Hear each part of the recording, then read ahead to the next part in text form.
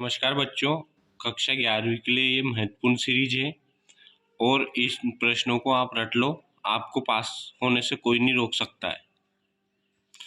और चैनल को जिन बच्चों ने सब्सक्राइब नहीं किया वो सब्सक्राइब कर दीजिए। हम आगे देखेंगे। इसमें पहला प्रश्न रहेगा, पृथ्वी की आंतरिक संरचना का सचित्र वर्णन कीजिए। 3 नंबर या 4 नंबर का प्रश्न है। पृथ्वी की आंतरिक संरचना का सचित्र वर्णन। भूपर्पटी या ठोस पृथ्वी का सबसे बाहरी भाग है। भूपर्पटी की मोटाई महाद्वीपों व महासागरों के नीचे अलग अलग है। भूगर्भ में पर्पटी के नीचे के भाग को मेंटल कहा जाता है। यह मोह असाध्यता से आरंभ होकर 2900 किलोमीटर की गहराई तक पाया जाता है। ज्वालामुखी उद्गार के दौरान जो लावा धरातल पर पहुंचता है उसका मुख्य स्रोत यही है। एक हो गई भूपर्पटी, दूसरी मेंटल, तीसरी क्रोट। 2900 किलोमीटर की गहराई के नीचे वाले भाग को क्रोट कहा जाता है। क्रोट भारी पदार्थों निकिल व लोहे से बना है। इसे निफे भी कहा जाता है। भूपर्पटी, और ये चित्र बनाना है आपको 3 नंबर में। चित्र बहुत जरूरी है, चित्र बनाना है। इस प्रकार बनाना है, क्रोट, मेंटल और भूपर्पटी। ऊपर वाली ये वाली हो जाएगी भूपर्पटी, मेंटल और क्रोट। ये पृथ्वी के नीचे वाला भाग है। 6370 इसकी त्रिज्या है। इनमें ये प्रश्न के उत्तर आपको देखना। रासायनिक अपक्षय प्रक्रिया को समझाइए। भौतिक अपक्षय प्रक्रिया को समझाइए। भूस्खलन किसे कहते हैं? जो लैंडस्लाइड होता है। मृदा निर्माण के कारक बताइए। बहुत इंपॉर्टेंट महत्वपूर्ण क्वेश्चन है। मूल पदार्थ, स्थलाकृति, जलवायु, जैविक क्रियाएं और समय, ये मृदा निर्माण के कारक है। 2 नंबर या 3 नंबर का प्रश्न है। अगला क्वेश्चन है आईएमपी। नदी अपर्दित स्थल रूपों का वर्णन कीजिए। तो नदी अपर्दित स्थल रूप, वी आकार की घाटी, गार्ड्स, कैनियन, जलगर्तिका तथा अवनमित कुंड और विसर्ग। अब ये नाम हैं और ये प्रश्न है। इसका वर्णन आप किताब में से देखना। स्टेलेक्टाइट और स्टेलेग्माइट में अंतर बताइए। ये एक स्थलाकृति है जो चुनाव प्रदेशों में पाई जाती हैं। ये बहुत इंपॉर्टेंट महत्वपूर्ण प्रश्न है। ये सारे महत्वपूर्ण प्रश्न हैं, सारे महत्वपूर्ण प्रश्नों को ही लिया गया है। स्टेलेक्टाइट विभिन्न मोटाइयों के लटकते हुए हिम स्तंभ जैसे होते हैं। प्राय ये आधार पर या कंदरा की छत के पास मोटे होते हैं और अंत के छोर पर पतले होते जाते हैं। स्टेलेग्माइट कंदराओं के फर्श से ऊपर की तरफ बढ़ते हैं। वास्तव में ये स्टेलेग्माइट कंदराओं की छत से धरातल पर टपकने वाले चूना मिश्रित जल से बनते हैं। मतलब ये आकृति क्या होती है? गुफा होती है। इस प्रकार की गुफा होती है, ये गुफा होती है। तो इस गुफा से जो आकृतियां ऐसे बनती हैं ऊपर वाली, इसे तो कहा जाता है स्टेलेक्टाइट। और ये जब नीचे टपकती है तो इस प्रकार की बनती है, इसे कहा जाता है स्टेलेग्माइट।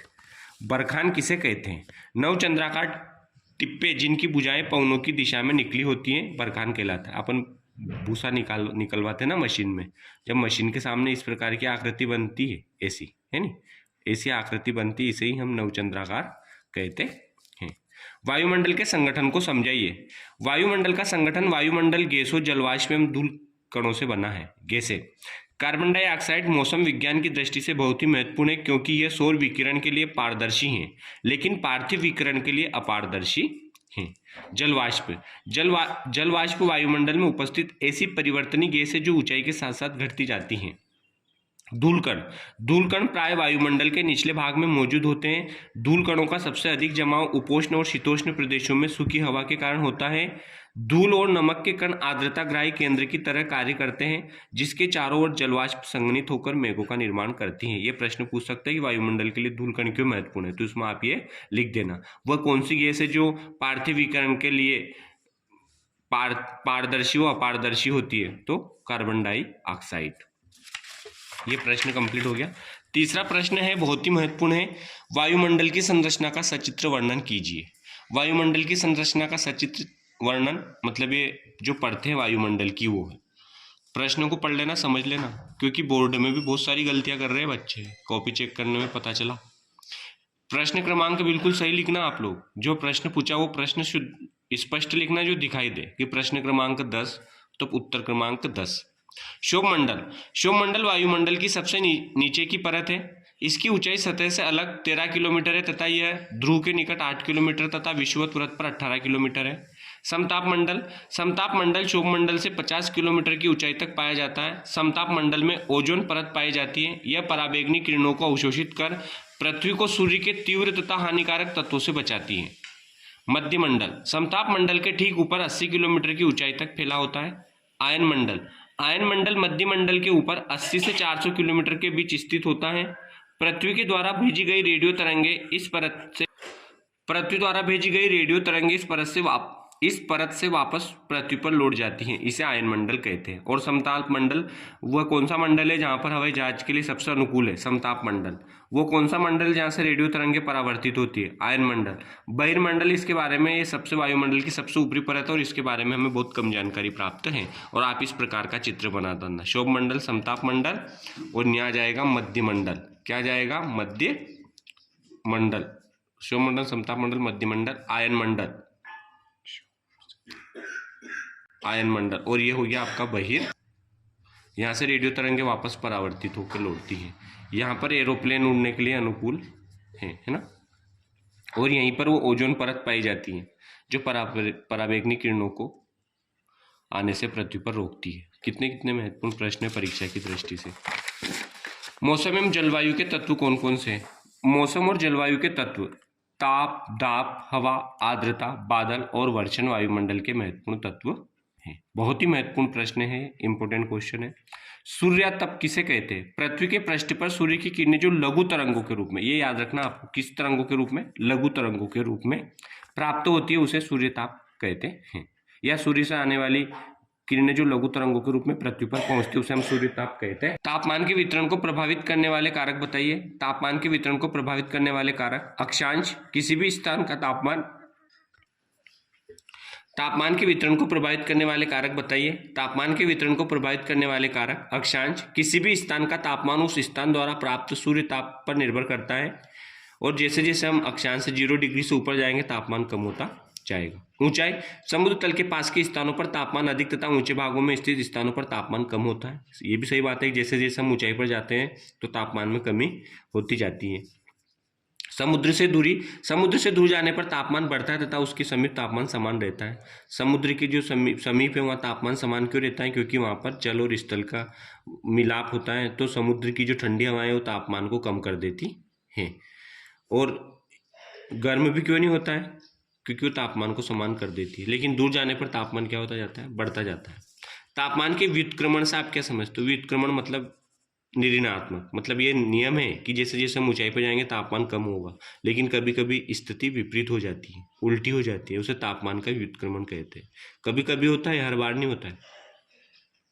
तापमान ऊंचाई के साथ घटता जाता है जिसे सामान्य हास्य दर कहते हैं, पर कई बार स्थिति बदल जाती है और सामान्य हास्य दर उलट जाती है, इसे तापमान का व्युत्क्रमण कहते हैं। साइबेरिया के मैदान में वार्षिक तापांतर सर्वाधिक होता है, क्यों? तो साइबेरिया का मैदान यूरेशिया महाद्वीप के उत्तर में स्थित है और यहाँ महाद्वीपीय जलवायु की प्राप्ति होती है। गर्म महासागरीय धाराओं के कारण तापमान बढ़ जाता है, मतलब गर्म महासागरीय धाराएं चलती है इस मैदान में, साइबेरिया के मैदान में, तो वहां पर तापमान बढ़ जाता है। जबकि आंतरिक भागों में धाराओं का असर नहीं होने से तापमान में कमी बनी हुई है। इसी कारण साइबेरिया के मैदान में वार्षिक तापांतर अधिक होता है। समताप रेखा किसे कहते हैं? समान तापमान वाले स्थानों को जोड़ने वाली रेखा को समताप रेखा कहते हैं। जहां समान तापमान वाले स्थानों को जोड़ने वाली रेखा को समताप रेखा कहते हैं। समुद्र समीर किसे कहते हैं? दिन के दौरान स्थल भाग समुद्र की अपेक्षा अधिक गर्म हो जाते हैं, अतः स्थल पर हवाएं ऊपर उठती हैं और निम्न दाब क्षेत्र बनता है, जबकि समुद्र अपेक्षाकृत ठंडे रहते हैं और उन पर उच्च वायुदाब बना रहता है। इससे हवाएं समुद्र से स्थल की तरफ चलती है। समुद्री समीर के रूप में प्रवाहित होती है, इसे समुद्र समीर कहते हैं। यह दिन में चलती है, मतलब दिन में क्या होता है, देखो हमेशा हवाएं हैं वो उच्च वायुदाब से निम्न वायुदाब की ओर चलती है। तो दिन में क्या होता है कि ये जो समुद्र है ये तो धीरे धीरे गर्म होता है और स्थल भाग जल्दी गर्म हो जाता है। तो यहाँ तो बन जाता है निम्न दाब और यहाँ बन जाता है उच्च दाब। तो उच्च दाब से हवाएं किधर चलेगी? निम्न दाब की ओर। तो ये हवाएं ऐसे चलने लगेगी, मतलब समुद्र से स्थल की ओर दिन में। तो इसे तो क्या कहेंगे हम? समुद्र समीर। क्या कहेंगे? समुद्र समीर। कब चलती है? दिन में चलती है। क्यों चलती है? क्योंकि समुद्र का भाग धीरे धीरे गर्म होता है और स्थल भाग जल्दी गर्म हो जाता है, इसलिए स्थल पर निम्न दाब स्थापित हो जाता है और समुद्र में उच्च दाब स्थापित हो जाता है। अब दूसरी स्थिति, स्थल समीर किसे कहते हैं? रात्रि में स्थल समुद्र की अपेक्षा जल्दी ठंडा हो जाता है। दाब प्रवणता स्थल से समुद्र की तरफ होने पर रात्रि के समय पवनें स्थल से समुद्र की ओर चलने लगती है, इसे स्थल समीर कहते हैं। अब रात में क्या होता है कि धरातल जल्दी गर्म हो जाता है तो जल्दी ठंडा हो जाता है, और समुद्र धीरे धीरे गर्म होता है तो धीरे धीरे ठंडा होता है। तो यहाँ पर स्थिति ये होती है कि स्थल भाग जलती ही ठंडा हो जाता है, तो यहाँ उच्च दाब बन जाता है। क्या बन जाता है? उच्च दाब। और यहाँ क्या बन जाता है? निम्न दाब। तो स्थल से हवाएं स्थल से समुद्र की ओर चलती है, स्थल से स्टार्ट होती है ऐसे, ऐसे स्टार्ट होती है और समुद्र की ओर चलती है ऐसे, ऐसे उठती है और ऐसे चलती है, और ये रात्रि में चलती है। इसे इसलिए कहते हैं स्थल समीर। अगर चित्र भी आए तो ये चित्र बनाना है आपको, समुद्र समीर का चित्र बनाओ। ये एक तरफ समुद्र और एक तरफ स्थल। इसमें हवाओं को ऐसे कर देना, मतलब एक तरफ दाएं से बाएं की तरफ, मतलब उल्टे हाथ से सीधे हाथ की तरफ, और एक में बना देना सीधे हाथ से उल्टे हाथ की तरफ। ठीक, ये हो गया। अब ब्रह्मांड की उत्पत्ति संबंधी बिग बैंग सिद्धांत की व्याख्या कीजिए। ये मोस्ट इंपोर्टेंट क्वेश्चन है, हर बार पूछा गया, त्रैमासिक में पूछा गया और अर्धवार्षिक में भी पूछा गया और वार्षिक में भी लगभग पूछा ही जाएगा। इसे विस्तरित ब्रह्मांड परिकल्पना भी कहते हैं। सन 1920 ईस्वी में एडविन हब्बल ने प्रमाण दिए कि ब्रह्मांड का विस्तार हो रहा है। समय बीतने के साथ साथ आकाशगंगाएं एक दूसरे से दूर जा रही हैं। क्या जा रही हैं? एक दूसरे से दूर जा हो रही हैं। बिग बैंग सिद्धांत के अनुसार ब्रह्मांड का विस्तार निम्न अवस्थाओं में हुआ। 1920 में दिया था, एडविन हब्बल साहब ने दिया था। इसे बिग बैंग सिद्धांत या विस्तरित ब्रह्मांड परिकल्पना भी कहते हैं और आधुनिक सबसे ज्यादा मान्यता प्राप्त है। उन्होंने क्या अवस्था मानी? आरंभ में वे सभी पदार्थ जिनसे ब्रह्मांड बना है अति छोटे गोलक एकाकी परमाणु के रूप में एक ही स्थान पर स्थित थे, जिसका आयतन अत्यधिक सूक्ष्म तथा तापमान तथा घनत्व अनंत था। मतलब आयतन तो बहुत कम था, अत्यधिक सूक्ष्म था, पर तापमान बहुत ज्यादा था, बहुत ही ज्यादा, मतलब कल्पना भी नहीं कर सकते इतना।